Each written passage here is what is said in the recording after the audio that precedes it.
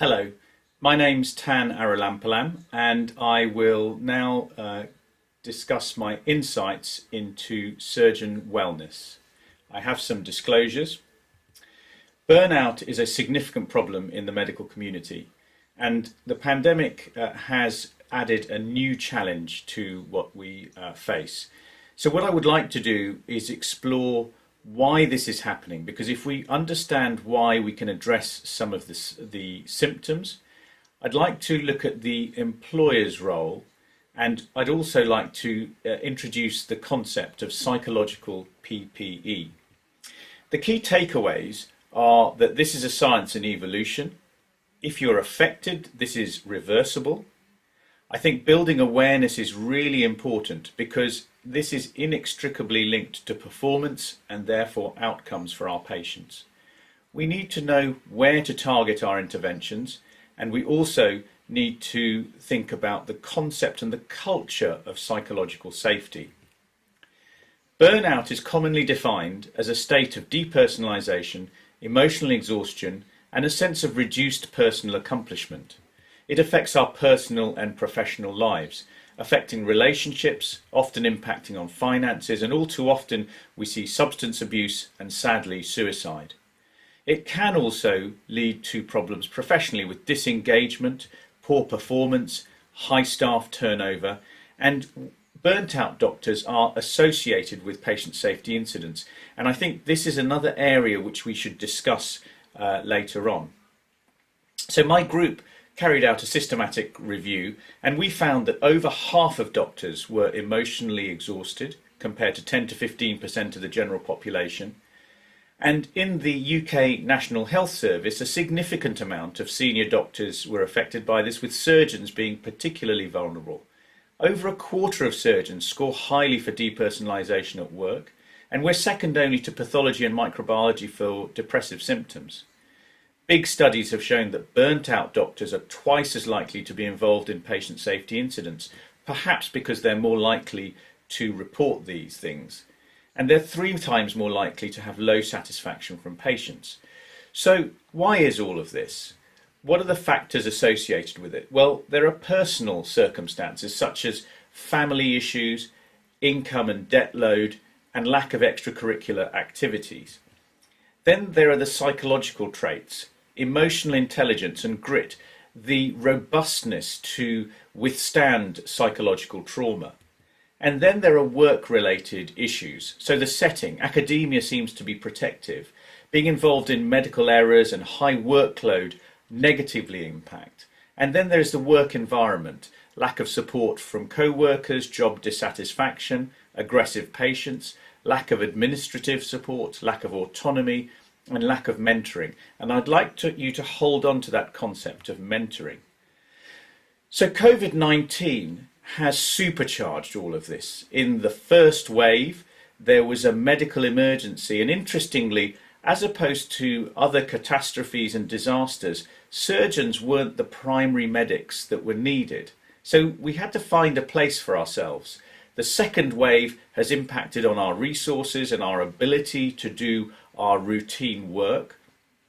And the third wave means that we may not really see an end to all of this. And this is on a background of a fourth wave of healthcare worker psychological stress with psychic trauma, mental illness, economic injury and burnout. So surgeons are not of primary importance in this pandemic, although we are important healthcare workers. There has been redeployment, not just of individuals, but of whole services that have been translocated to geographical locations, and perhaps hierarchies and conflict between surgeon groups, uncertainty about the future has caused an enormous amount of anxiety. There has been disruption to working practices, so high-functioning teams have been disbanded. We've had to use technology in a crisis without proper training, for example, video consultation and teleconsultation, and this is to make really important triage decisions. And there's of course been a lack of resources, and all the while there's a backlog of surgery.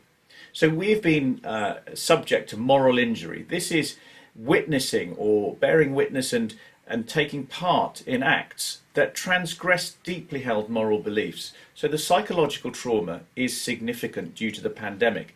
And René Lariche says in the foreword to Henry Marsh's book, every surgeon carries within himself a small cemetery where from time to time he goes to pray, a place of bitterness and regret where he must look for an explanation of his failures. And really all of this starts right at the beginning of our training, where we have the perfection myth and the punishment myth. If people try hard enough, they will not make any errors. If we punish people when they make errors, they will make fewer of them. And we know both of these are false. And psychologically, we may drift in the 9 circles of hell. And this is a rather a depressive way of looking at it, but there is significant psychological trauma, and this explains the high rate of burnout. So why is this? Well, even pre-pandemic, the intensity and complexity of our workload was significant. Demands were growing, waiting lists were mounting, hospitals, both public and private, throughout the globe were overstretched. Electronic patient record and digital transformation really put a significant impact on healthcare workers, with user interface and user experience not being ideal. Add to this some organizational antipathy, poor interpersonal relationships and problems in your personal life, and you have a toxic mix. And surgeons are vulnerable because of the perception of increased commitment, self-sacrifice and perfectionism. So which groups are vulnerable? Well, there are many healthcare groups that are vulnerable, but I think we should focus on our trainees who've had a whole year of training absolutely ripped away from them.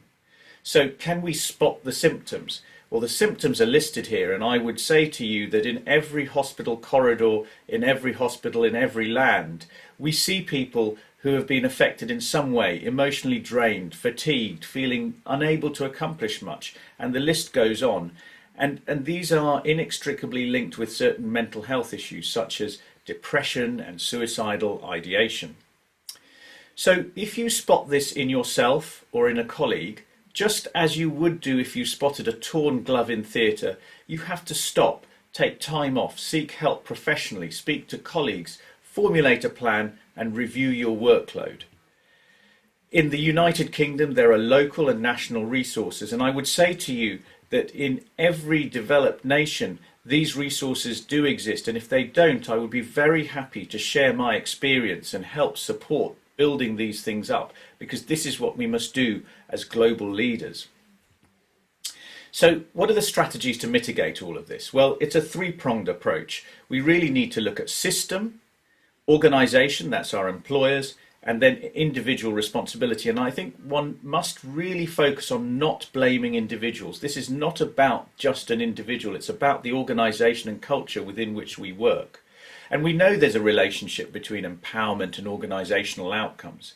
So I'm just going to touch on system approach. It all starts at medical school, where we have highly resilient individuals coming into medical school, into this culture of punishment myth and perfectionism.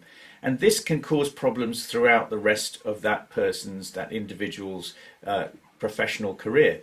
And Don Berwick really says we should focus on quality, protect civility, and reject greed.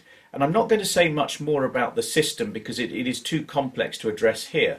What I'd like to focus is on our organisation and on the employers. They have a duty to provide psychological PPE. And I'd like to get across this concept of psychological safety and empowerment. Ben Tipney from MedLed, the consultancy, always says psychological status, one's own individual psychological status is like a fragile vase on a table. And you want to stop this falling off the table and smashing.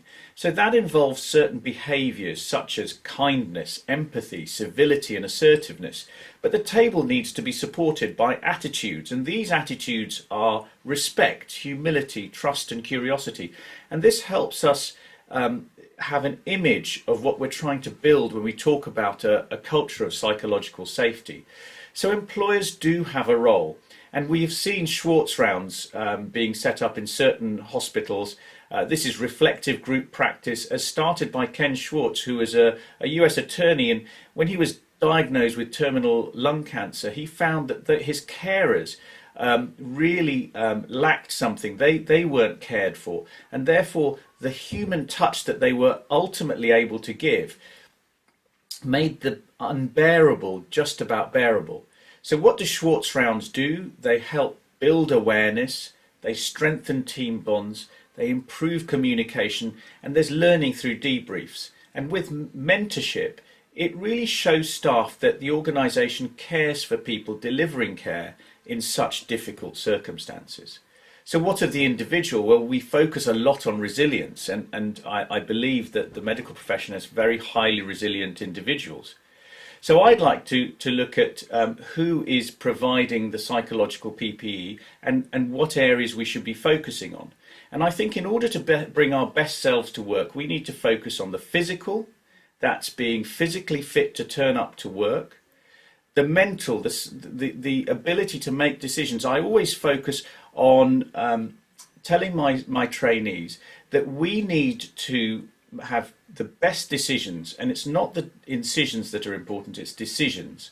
And emotional health in well-being is important because that's the gatekeeper to all of the other factors. And then we have our spiritual well-being, which is what makes us turn up to work. What drives us and motivates us to do these jobs where we normalise the abnormal? And this needs deliberate practice, and therefore, as I mentioned earlier, coaching and mentorship are an absolute intricate part of this programme.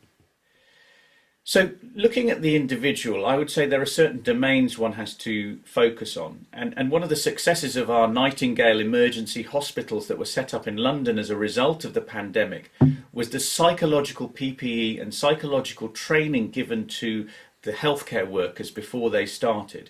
And the domains that they need to really focus on are psychological awareness, self-care, the physicality of the job that we do, diet and exercise.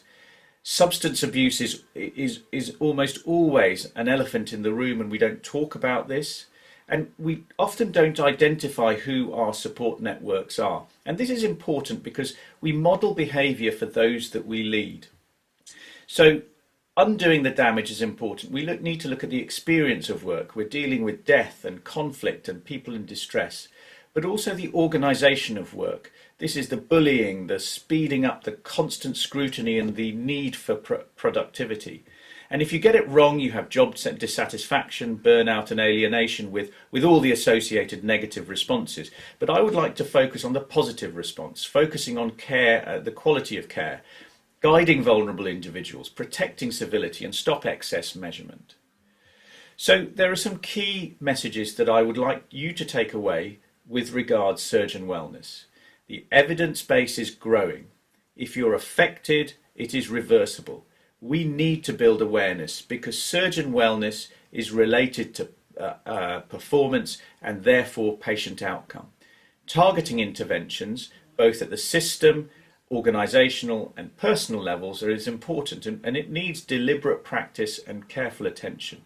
And we need to help our organisations build a culture of psychological safety. This problem affects the best of us, elite sportsmen to the most ordinary person. And I'd like to leave you with the message that it's okay to be not okay. Thank you.